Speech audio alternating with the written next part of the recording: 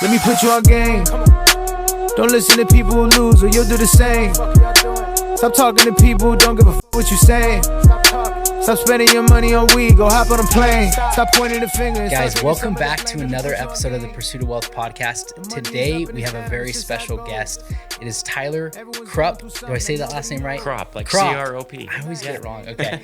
Tyler Kraupp. If you're local to Idaho Falls, you probably know Tyler. He's super well known in our community. But today, we want to dive in and get a little bit more about his story. So I knew Tyler is the marketing guy for Bank of Idaho. You guys might know Tyler for other things of, the experiences that he's had. So we kind of want to get his full story and lay it all out there. So Tyler, I appreciate you coming on today. I know it was kind of short notice. Hey, no worries. I appreciate the invite. But I think people definitely should hear your story. Where did life start for you? Where did you grow up? Well, life started on January 20th, 1991. Okay. In Idaho Falls. Born and raised in Idaho Falls.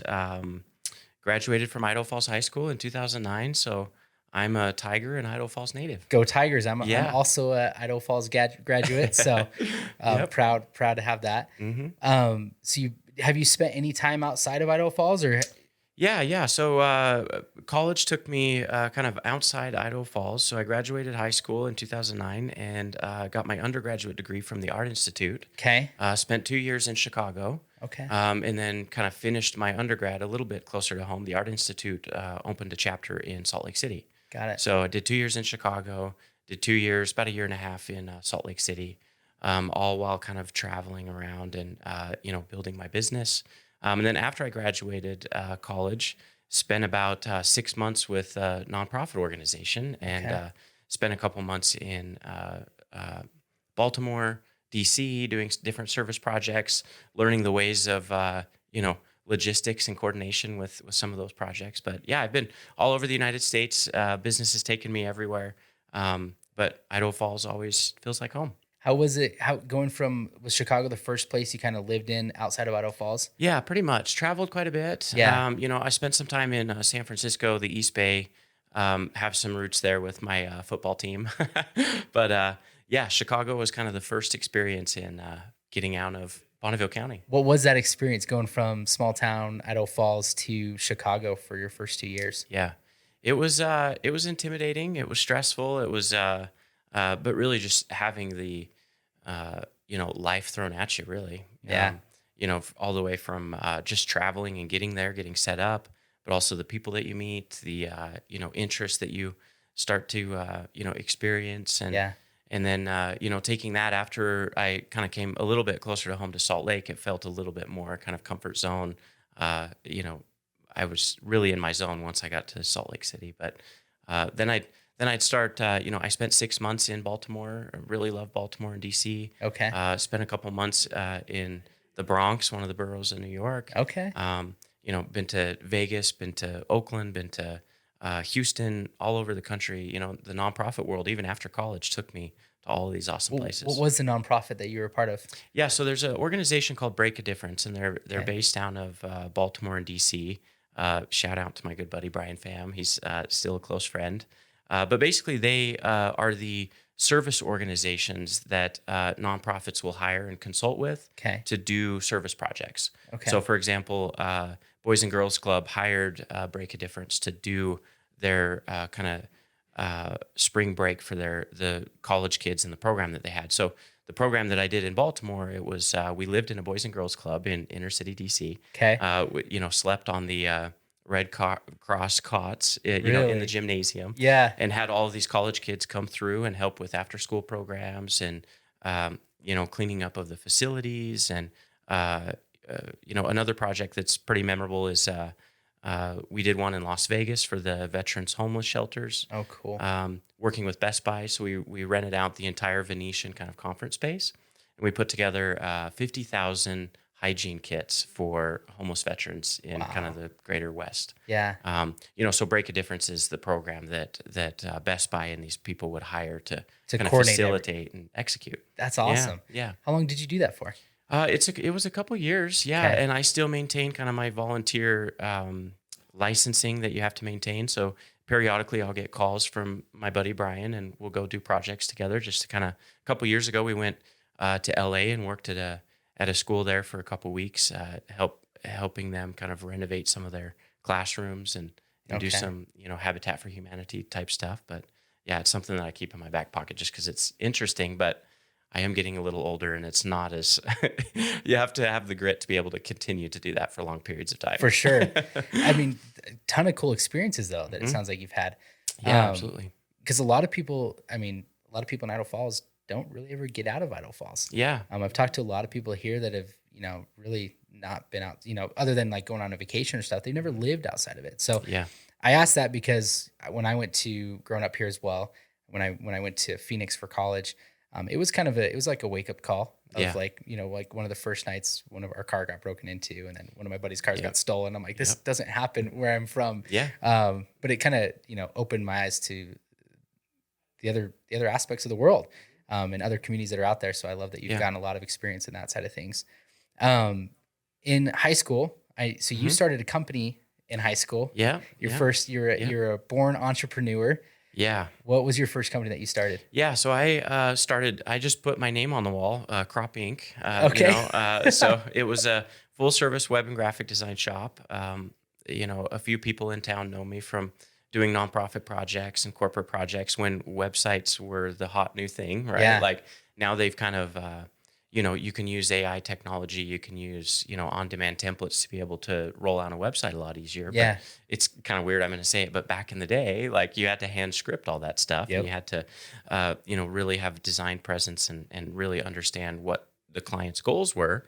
And I took a web design class in high school and really fell in love with it and thought, the first elements of being an entrepreneur, I was like, I could probably sell these for, a lot more than working just a minimum wage job. Right. Yeah. Like, so I remember I was working at the Idaho Falls Chuckers. It was the first season that the new Melaleuca field was open. It was like, and I was a cashier there. And in my evening hours, I was developing websites. Really? So yeah, I'd get my paycheck from the Chuckers, and I'd also get my paycheck from these small website clients that I'd have. And the discrepancy was just incredible. Like we're talking 100 times over, right? Yeah, like, yeah. I sold my first website for like $300. Yeah. I just thought I was just in the money. Like, Which is life so was good. cheap compared to now. Yeah. It's like people pay $5,000, $10,000, Oh, yeah. $20,000 for a website. Yeah, it's true. So- It's true. Yeah, I'll never forget. So when our agency was really cooking, I had 6 full-time employees, 3 that were in the office here in downtown Idaho Falls in the Rogers building. Oh, cool. And a couple more remote. But we got a really good contract with a tech organization in San Francisco. Okay. So that's kind of the highest price point website that is near and dear to my heart. $55,000 was the total quote. I flew out to Palo Alto 3 times to meet them. Like, Wow. It was pretty cool. And they were a VoIP startup company that eventually got sold to Vonage. Really? So it was pretty interesting, exciting experience. Yeah. But clear back from starting the company to being able to, help as many business owners as we did, it was pretty exciting. What have you always just kind of had that entrepreneur mindset? What triggered you to be like, I'm going to just start an LLC and put my name on something and get rolling? Yeah. I think it was kind of out of, gosh, it sounds terrible, but it was almost out of boredom. Yeah. Like, I really struggled with, my brain doesn't work with the idea of 9 to 5. Like it just doesn't click with me. So it's always, what's something that I can find that I'm passionate about, can add value to others. From a very young age, I think I realized that I was a pretty natural salesperson. Yeah. If it wasn't websites, it would probably have been summer sales, or it would have been phone books. Heck, I don't know. Just, something. Just something. Yeah. Yeah. Just to be able to figure out and I think that's where marketing came together, is figuring out the essence of what a product is and the differentiators before I knew all those big words. Yeah. It was, the things that really interest me. Yeah. Mm-hmm. So were you good in school? Did you think like school was the pathway, like getting your college education? That's like what you thought you were going to do when you were younger? Or? Yeah. Well, we kind of share that same bond of divorced parents. Yeah. And that was always the rule. Like I have a really great relationship with both of my folks, and I can see my dad is his career's, he's an engineer here in Idaho Falls, works at the site, has worked there, majority of his career, 30, 35 years. My mom's a little bit more of an entrepreneur. She's she started her career as a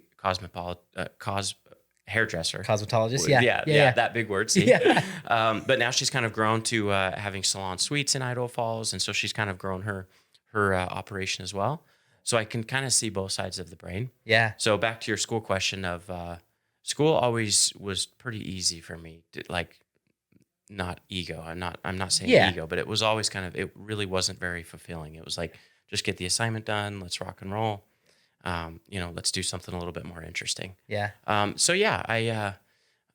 feel like I've got both sides of the brain from both my folks. School was easy, and that was Dad's rule. Is he said, as long as you get a bachelor's, I don't care what it's in, just because he knew that was the next trajectory of economics. For sure. Right. So knocked that out, but I've used the skills from my college days, but it's never really done anything for me on the resume. Yeah. I gave up pretty early in college. I only went for 2 years. And the real reason I went to college is because I was playing soccer. So I was on a soccer scholarship for 2 years. Yeah. And when I stopped, both my parents had their degrees. My mom's a high school counselor. My dad works at the Department of Energy. Yeah. And so very similar. Well, what are you going to kind of do if you don't go to school? Yeah. And I didn't know what I wanted to do. I was like, maybe I'll start a clothing company. I don't know. And I Nice. tried that at the beginning. But it's cool because I see other people that I've had on the podcast too. In engineers, it's like when you have a dad that's an engineer, and a lot of people have engineer, fathers at the site. That's like the route. That's the route. That's how you get to six figures. You get your engineering degree or you become a doctor or something, and you put in the time and you'll work your way up and you'll have a good salary and a good pension, and that's how it is. But when I saw my dad, he always did side hustles, which is kind of where I think I got my entrepreneurship from. But he didn't like his job. Really? Neither of my parents did. Like they were just like they didn't get any fulfillment from it. But it was a secure job. And so when I saw that, I was like, I don't want that. I don't want to waste 25 years, 30 years of my life at a job that I don't really have any passion for. Yeah. For the security. So I think that's really what pushed me to, get into the entrepreneur. So I like that. I think that's, having both sides is. A lot of people think, it's a downside to have your parents being divorced, but you get a lot of different perspectives when and so I think it was kind of an advantage. I saw my dad who was worked a ton, and I saw my mom who kind of had a typical 9 to 5 and was a lot more nurturing and spent a lot more time at home. Which has kind of molded me into the person I am. Yeah. So I'm super thankful and grateful for the relationship that I have with my folks. They've 100% always been supportive of whatever, right? Like it's crazy. And especially as coming from a divorced family, it seems like they kind of double down on the ability to kind of nurture, or at least my folks. But the thing with my parents is they both are pretty passionate in their careers. That's and I awesome. always worried about how am I going to find something like that? I'd always come home and it's like, this ain't it. This isn't it. And I could tell my dad kind of started questioning okay, what's the plan here? But mom was always just, do whatever, fly by the seat of your pants, So, but I can see in my daily life, especially with my dad, of the structure, how you learn those management skills from a very young age. I'm a very much a to-do type person just because of his engineering background. Yep. So take it or leave it. That's what we've been given. Yeah. I love that. That's super cool. So what'd you get your degree in? Yeah. So, bachelor's in arts, actually, web design and interactive media is what's on my college degree. Okay. Web design and interactive media. Yeah. So interactive media is kind of like UI, UX, user interface, user experience. And I think that's kind of where I molded into my marketing experience, and being a little bit more full stack, touch point marketing is really learn the tips and tricks of what a good user interface is and how people interact with, UI every single day, whether it's on their phone or in their car, how designers actually design that and engineer around the human behavior. Yeah. So I've kind of just taken that, and instead of it being just a tech touch point, that's what I've really been fascinated with lately, is kind of the customer experience of, how does a loan go through from start to finish? What's the user experience when somebody interacts with you from, initial sales call all the way to, follow up a year from now? All of those kind of things have really been on my mind lately. And that's, those were really some of the better days when I was working at the bank, when I could be in my zone of excellence of kind of like, what's the experience of this customer looking like? Yeah. So I think most successful companies, they are so obsessed with that. You look at like Apple and what they've done. It's like everything. A lot of people are like, oh, it's not like Android. Android has way more capabilities, but it's like Apple's focused on the user experience. They just want to make things as simple as possible, and they want to create their interfaces to make things like you don't need a manual on how to use it. Just use it. And so I think if you can focus on that client experience, like we've talked about, that's how you get to massive success. Is if you can provide a great experience throughout this whole process. And so I love what you're saying, that's your focus point. So you went from graduating, how long were you running this company, the marketing company? So it was about 11 years. So I started in when I was 16, ran it for 11 years. And that's kind of when I first hit my first plateau of entrepreneurship, of experiencing burnout, right? Like wearing all the hats as a solopreneur. Like I said, I grew the team.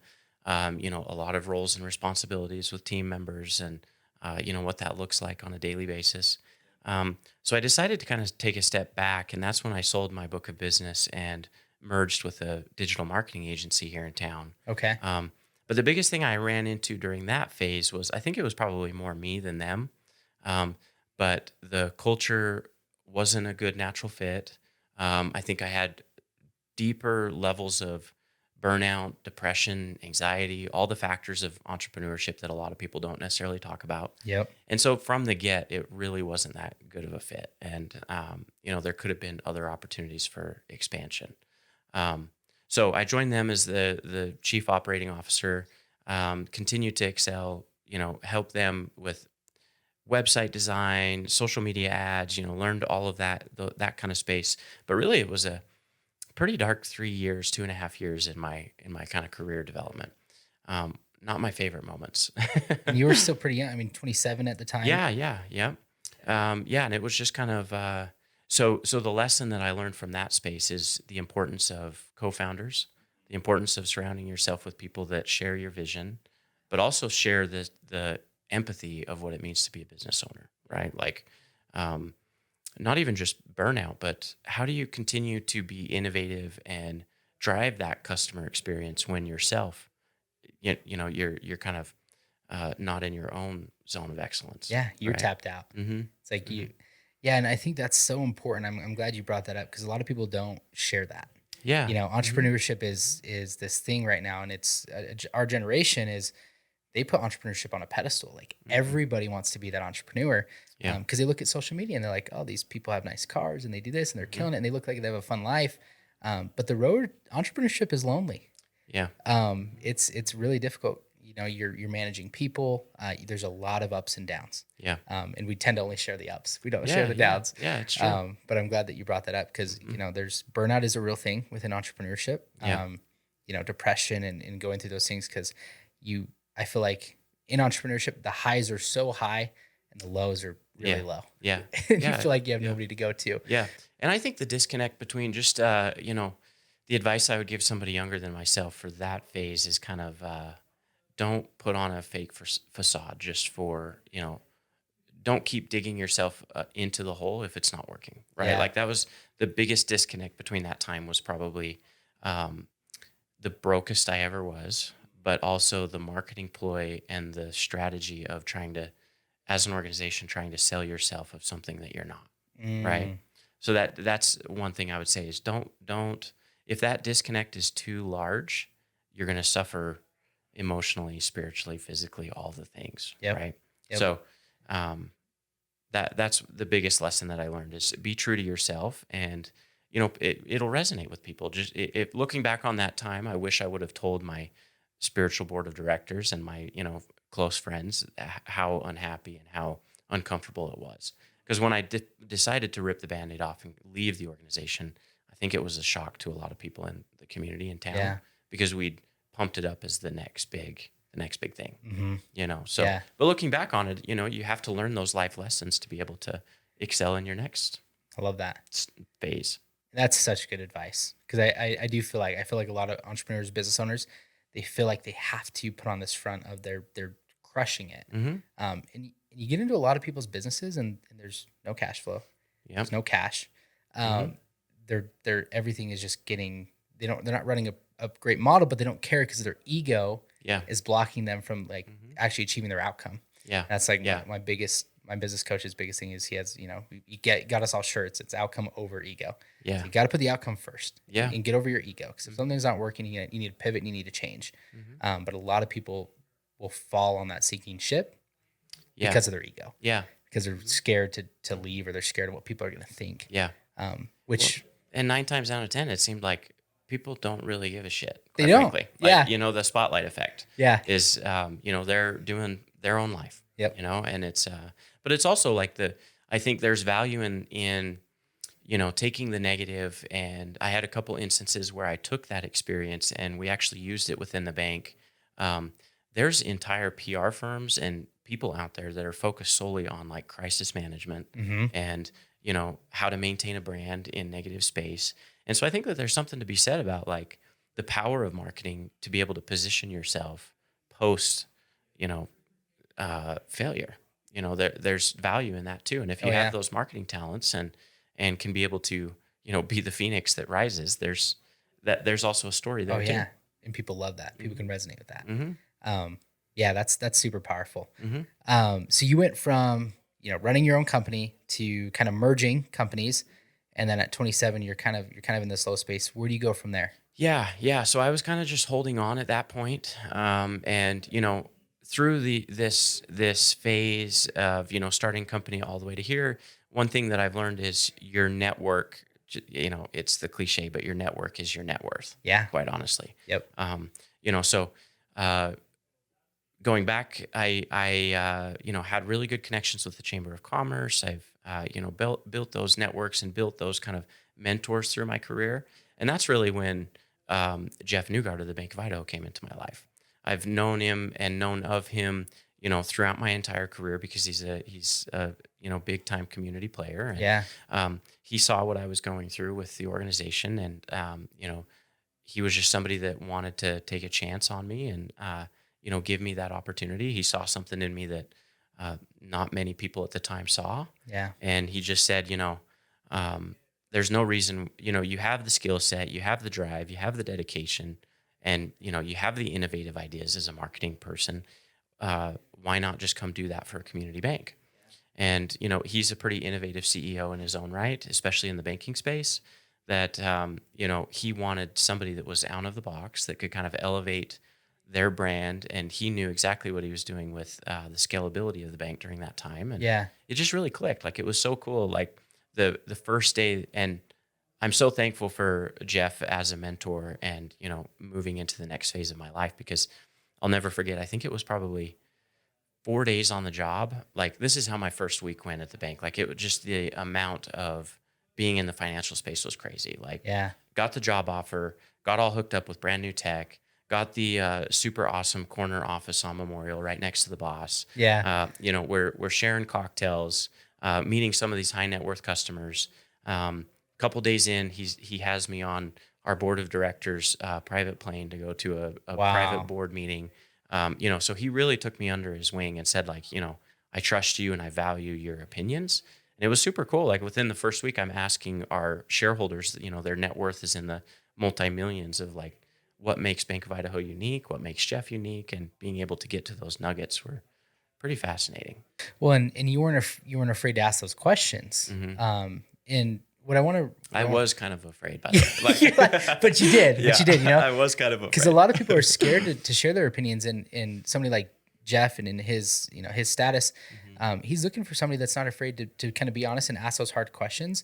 Because most people are just like yes men, and they need somebody that's not just a yes man, that's going to bring in some outside ideas and thoughts and ask those hard questions.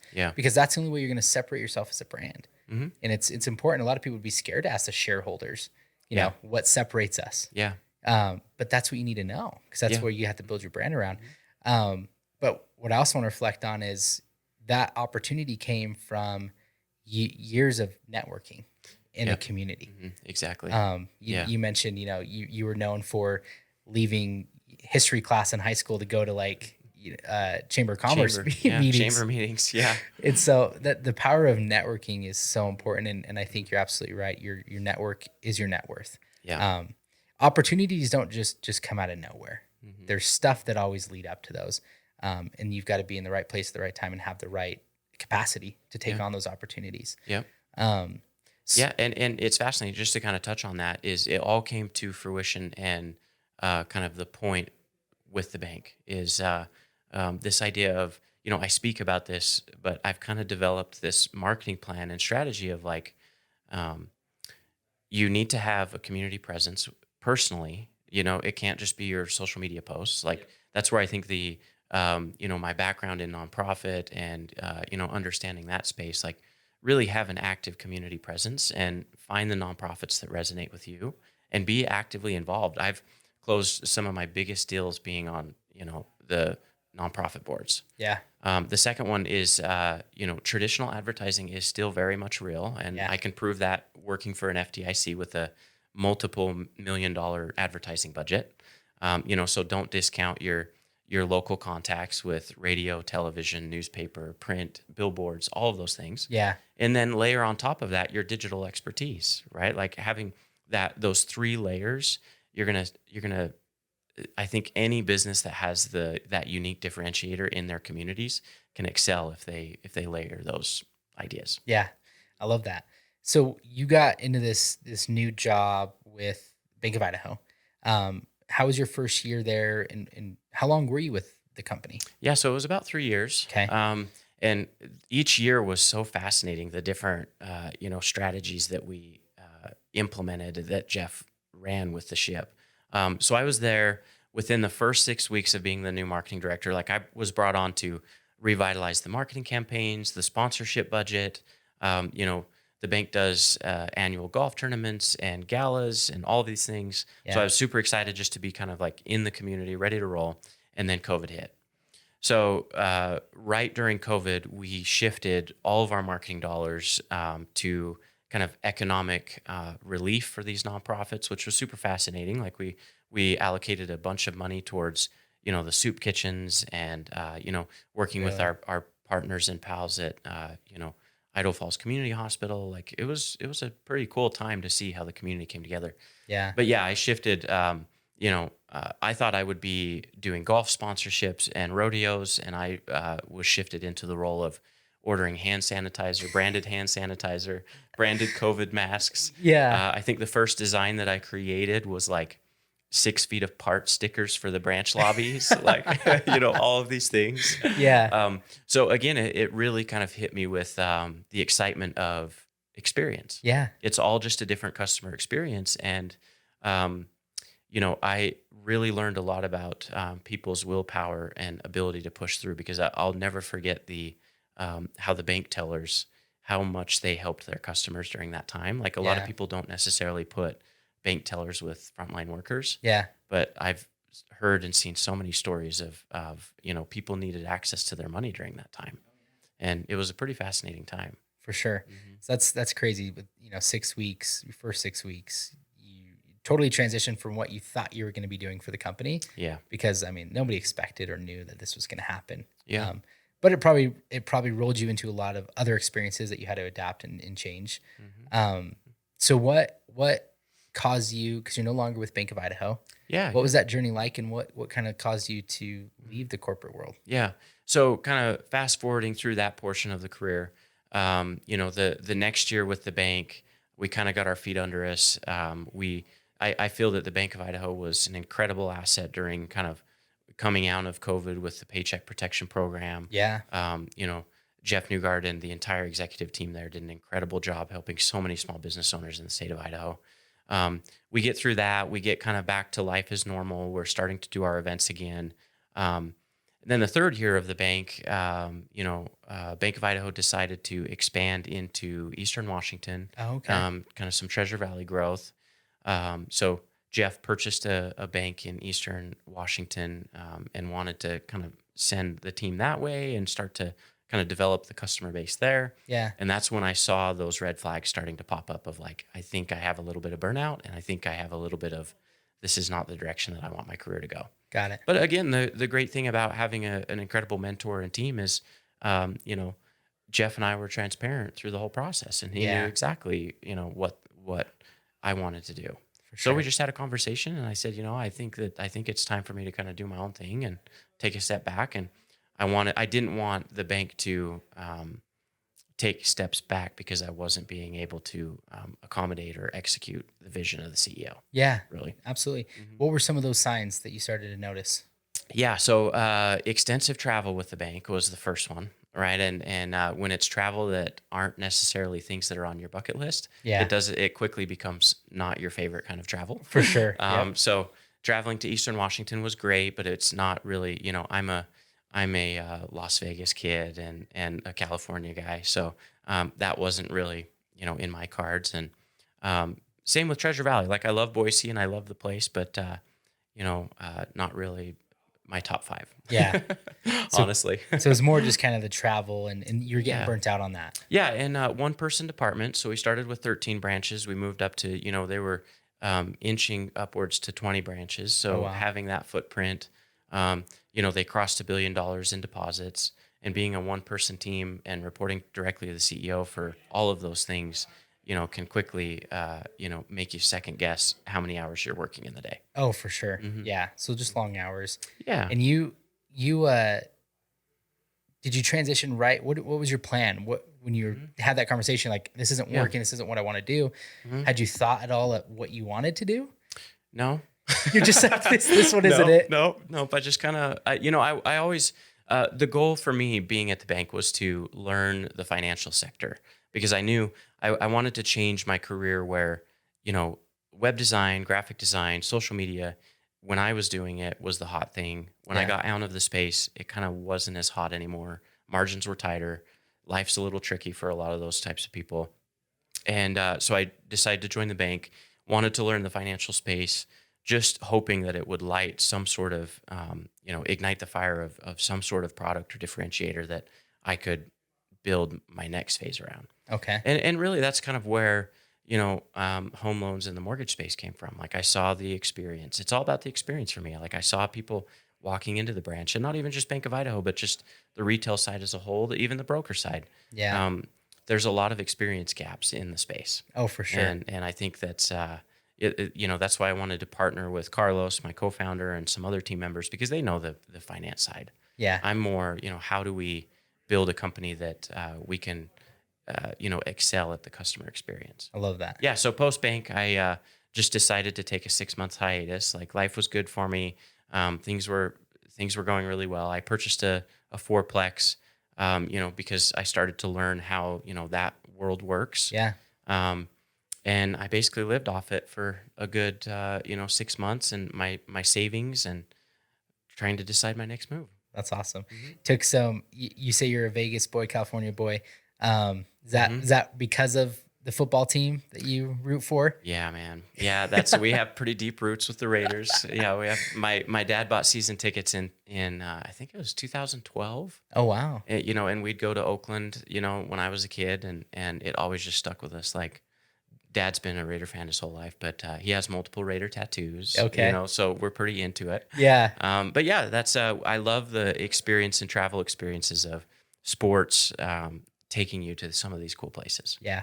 So I the only reason I ask, because I know that before you started that, I saw you at some Raiders games and stuff, and I know you're a frequent flyer to Vegas for those games. So that's awesome. Yep. So during that 6-month sabbatical, what was on your mind? Like, what were you thinking about? Is that kind of when you thought of getting into mortgages and starting that company? Yeah.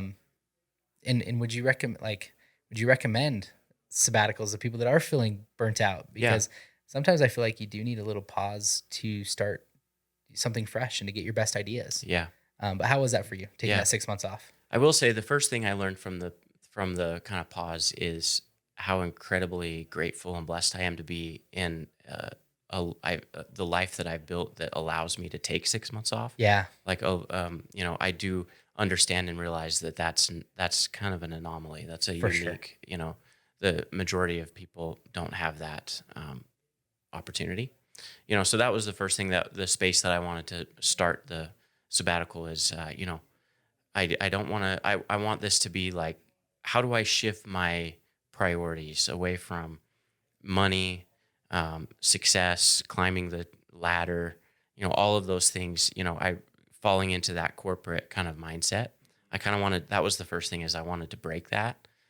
So I, paused on my drinking habits, really got involved with the gym, figured out what those life goals were to like shift your priorities away from just the grind all the time, right? Yeah. Like it doesn't need to, sometimes you need to just replenish and refuel, right?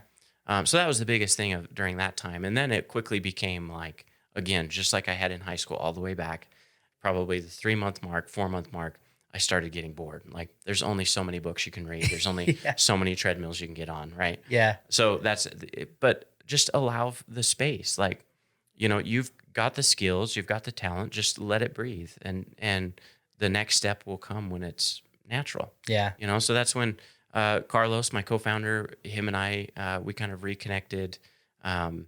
I still met with all of my friends that I've developed through the ages, but it was really cool because I'd show up like in my sweats, like, like I'd just say, there's no prerogative or agenda here. Like, I just want to continue to see my business friends. Yeah. Right. Yeah. So it was really cool to kind of reset and be in that space. Yeah.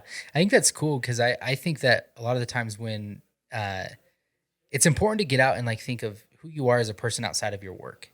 Because I think a lot of people get caught up in who they need to be for their work. But it's like, sometimes it's like, who is Anthony outside of real estate? Yeah. Like, what are my values and what do I believe in and what's important to me? Because I need to build the business that's around those. Not build my personality to be in the business. Yeah. Does that make sense? It makes total sense. Yeah. I think, you coming and taking a step back and saying, I'm getting into like my fitness and I'm doing this and I'm doing that. Yeah. It's a refresher and it kind of allows you that free space to think of, what does Tyler want to do? Yeah. You know, who is Tyler and what is Tyler?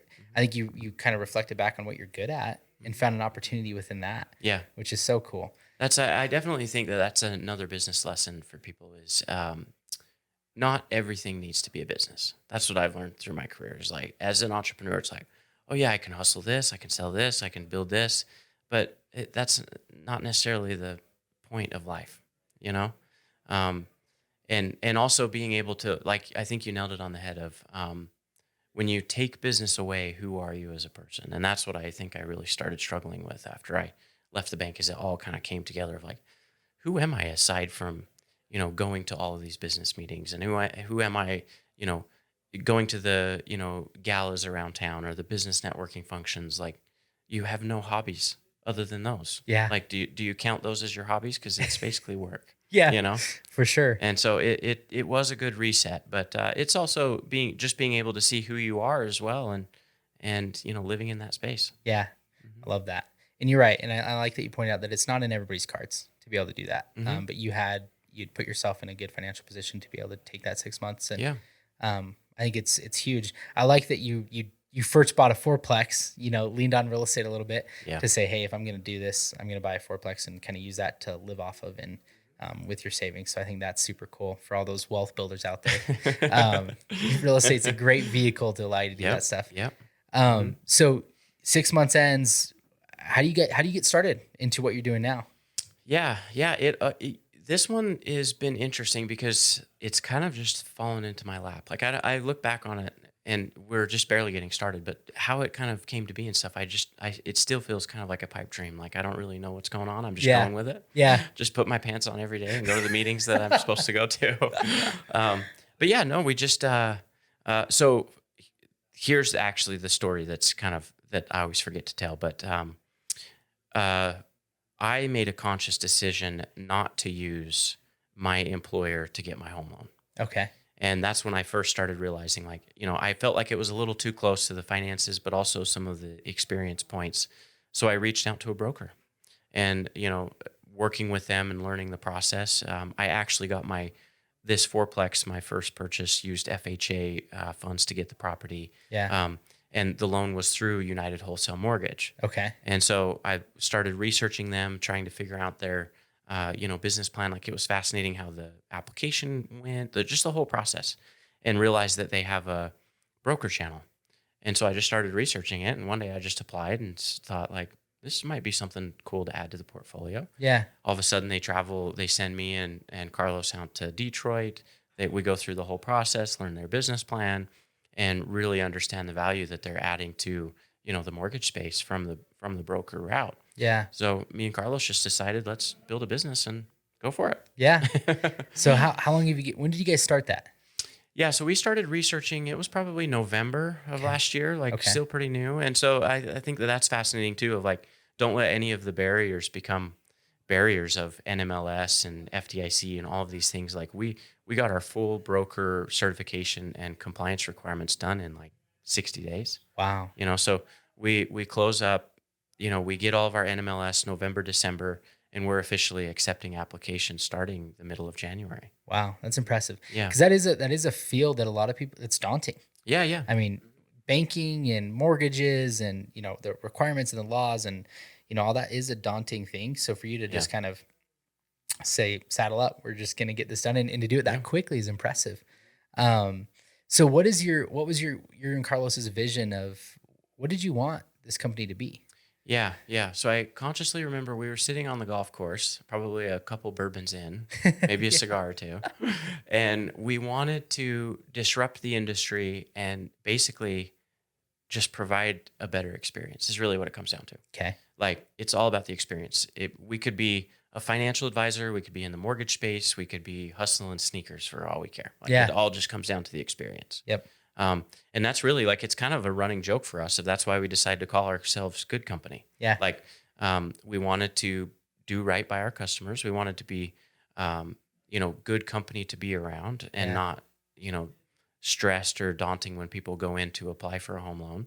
And then we just, kind of wanted to make it a company that is, do things the right way. Yeah. So that's really the vision of the company, is to help as many people achieve home ownership by removing the barriers and removing the stuffiness that people are used to in the mortgage industry. I love that. Mm-hmm. And I love the name. Good Company. Thanks. Good Company Broker Club. I love the branding that you guys already have, which is, props to your marketing background and you kind of recognizing that, because a lot of new companies don't have that kind of marketing experience. A lot of companies just, put together a name and it takes years to get to that marketing level. Yeah. But you guys have come out full swinging, which is super cool. Thank you. It's kind of the idea of when I was talking to Carlos, as I said, let's build this as a media company that just so happens to do home loans. Yeah. That's the Gary V philosophy of building a company, like that. And to be back in the captain seat, to be able to decide what goes on your business cards, what goes on your website, what sponsorships you're going to approve, what, just the whole flow. I feel like I'm back in my zone. It feels good. But Carlos does laugh at me though, because I am kind of a walking contradiction, because we're a good company with no stuffy offices. But I, learning from my bank days, and especially my mentor of Jeff, of dressing appropriately, putting on the suit. The only written rule that we have at Goodco is every time we go to a closing, whether it's myself or any of our team members and future team members, you show up in a suit. I love that. And it's kind of that philosophy and mentality of, this is big purchase for people. This is the biggest moment in a lot of people's lives. Let's take it seriously, even though we're low key and we can laugh at ourselves and have a good time doing it. Yeah. But, this is serious business. For sure. It's going to change, home ownership changes people's lives. Oh yeah, no, absolutely.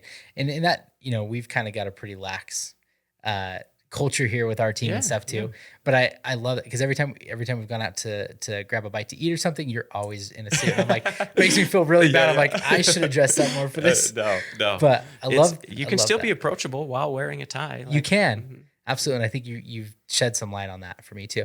And I think it's a good thing. I can't remember who said it. I think it was Ryan Serhant, and he's kind of toned down a little bit on it, but he used to always wear a suit, and he's a big real estate agent in New York. Yeah. And I think he said at one point, it's people's first impression of you, which is important. Mm-hmm. But I think what you said about you showing up to closing on it, it's kind of like a respect thing. Yeah.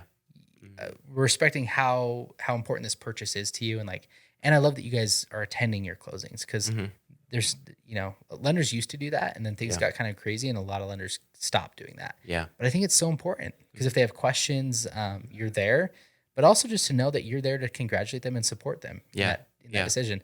I think that's part of the client experience is you to be there. We require all of our agents to go to their closings. Most agents do, but that's a big factor. Yeah. They want to feel like you're there not just to get that deal done, but you're also there to like congratulate and celebrate that win with them. Yeah. Yeah.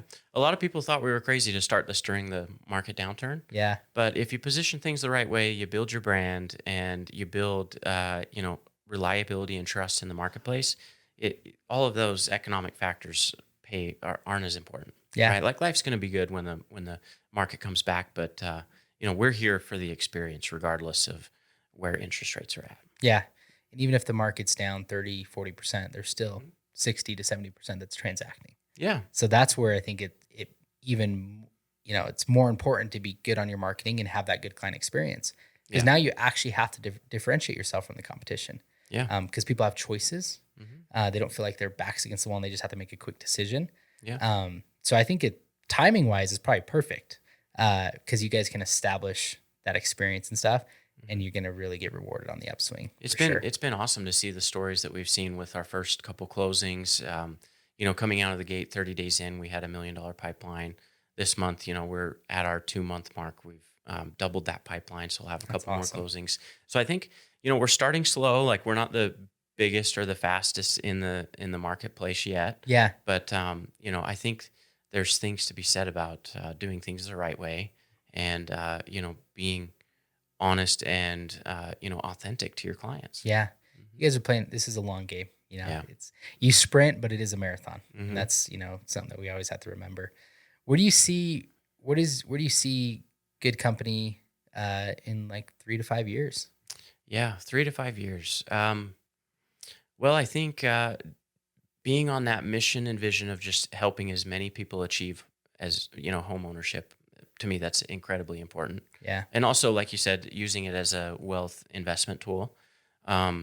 We just got back from Treasure Valley, kind of doing some business building there, and there are real issues about home affordability in the state of Idaho. For sure. And that's been kind of a fascinating topic that we've been researching and studying and working with our underwriter UWM of how do we counteract that with loan programs. Yeah. But no, I think also from that experience of being a agency owner to then being an employee at the bank, I've seen the power of good, honest, like reliable jobs for people too. Yeah. It's kind of my mission to help as many people build a good, sustainable income. So our first couple team members that I've hired, like it's really my commitment to change their life financially and, all the other ways that we will as a business. That's one thing that we are exploring right now coming out of the gate is not a lot of loan officers offer full health benefits. Yeah. A lot of the mortgage brokers. We just closed on a partnership to be able to offer full health benefits to loan officers. That's huge. So just kind of having that different mentality and idea with our culture. But then, we intend to continue to scale. I see a couple more markets in our future, probably the markets that we frequent. So we'll be looking at Nevada. We'll be looking at California. Also our surrounding area. Like I think good customer experience will gravitate towards no matter what state you're in. So we're just trying to perfect our processes right now and then figure out how to scale that. That's so cool. And I love that you did that, like the healthcare thing, being that new of a company, and making that a priority. Yeah. That's huge because that is something that a lot of people don't offer. And a lot of people wouldn't even think about offering that until they're like 6 months, 6 years into the business. Yeah. And for you to say like, hey, that's a priority. We're gonna buckle that down and get it done in the first few months. That's huge. Yeah. It shows your commitment to your employees and to building the company, and again to your long-term vision. Yeah. If you thought this was just going to be a boom and bust, you wouldn't be focused on that. Yeah. But if you know that this is a company that you want to build for the next 10 years, 20 years, that's something that you're going to eventually have to have. So you might as well get it done. Yeah. Well, and that's a lot of people think, the stuffiness of the retail side of banking of, I would never do that. I'm never going to go work in the corporate tower or whatever. But there are lessons to be learned. There are entrepreneurial lessons to be learned from some of those top leaders and top organizations in the space. Like they're doing more innovative things within their organization, internally and externally, than a lot of people realize. And I would say that that's the same for our largest employers in the region. Like I've met some of the folks at INL, the community hospitals, the banking space. we've got a pretty cool tech startup. You just have to look for it. Yeah, no, absolutely. And I like that you shared that because a lot of people forget, that you might not have seen that 3 years at the bank as like your forever career, but you saw it as a stepping stone. You saw it as an opportunity that you could seize, and looked at it as like, I can gain valuable life, experience and relationships and that are going to help me get to that next level. And a lot of people are afraid to make that sacrifice. They just want to go to where you're at now. And it's like, you can't jump, you can't leapfrog there. You gotta take it steps at a time. And you might need to jump into that career that you don't think is a long-term career. Yeah. But it's going to give you those things that you need to take you to that next level. I worked, I worked at a bank too prior to getting into real estate. I worked at Wells Fargo. And it taught me about interest rates. It taught me about loans. It taught me about, real estate in general and people getting, home equity lines of credit and all that stuff. I didn't know any of that. And it's not like I thought Wells Fargo was going to be a long-term career, but I thought, well, it's going to help me build my knowledge base, and it'll probably lead to another step. I didn't know what that step was, but I was like, it'll probably lead to another step, and it did. But I get a lot of agents that, come in brand new to real estate and they don't get going as quickly because they didn't have that previous experience. So I think it's super valuable. I was making $13.50 an hour.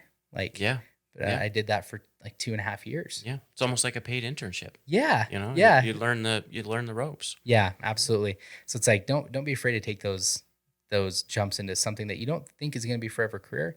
But if it can provide the value for you to get to that next step, like, do it. It's worth it. Also, don't be afraid to like think outside of the box of what your life could potentially, envision for your own life. Of never in a million years would I have imagined that I would be working in the banking space. Like, not even on the radar. And just kind of, it just falls into your lap, but you have to make those opportunities and try it. You might love it. You're not going to know until you do it. So just take the risk and do it. Kind of to sum everything back up, what's been like the most important life lessons you think you've learned, whether it was like starting your own company, whether it was working in the corporate world, what's a piece of advice that you could kind of leave for the listeners, one or two things that you would say, I like something you'd share with your younger self going through that similar thing, whether it's facing burnout. What's kind of been your biggest takeaways in your journey? That's a pretty loaded question. It is. There's a lot of angles I just threw at you. No, I think I was thinking about this when you invited me on the podcast, is the one constant in my life that I'm thankful for and grateful for is the relationships that I built with people. So I would say your word and your reputation matters more than what you're trying to sell and what the brand looks like. So surrounding yourself with like-minded people that share that same, kind of ethos and values. But I would also say, don't just accept it's that kind of mentality of, if you're the smartest person in the room, you're in the wrong room. And I feel like throughout my career, I've done a pretty good job of always trying to level up with those people in the room. And so that's what I would say is like, find people that support you through thick and thin, both family and professionally. And I guess the only other thing would be just to have patience. Like, I've gone on a pretty wild ride, and I hope it's basically just like the first curve. Like, there's still a lot more to come, and building that resiliency and strength to be able to know that there's going to be more curves and there's going to be more ups and downs. I think that'll serve you well as an entrepreneur throughout your whole life. Absolutely. And I love that you said that. Your word and what people think of you, is so important. And a lot of people get so focused. It's easy as an entrepreneur, especially if you're in sales, to be, get commission breath or just not act with full integrity, just to get a sell done. And I think that's so important to you got to put that's such a short-minded focus. You got to realize that your brand, your reputation, your word is so important in the marketplace. And if you lose that, I don't care how much, how good you are at sales. If people don't trust you, it's not going to work. I would also say, though, there's an interesting philosophy that we'll get into and on another podcast. Yeah. But kind of the opposite of that of don't go so far down the rabbit hole that people are taking advantage of you that you're trying to maintain your own integrity, right? Like there's a point where you're allowed to, push back a little bit and maintain your own sanity, professionalism, expertise. Like you're valued too. Right? Absolutely. So that I love that kind of both sides of that. Correct. No, and I'm glad you shared that because you can't just let people take advantage of you either.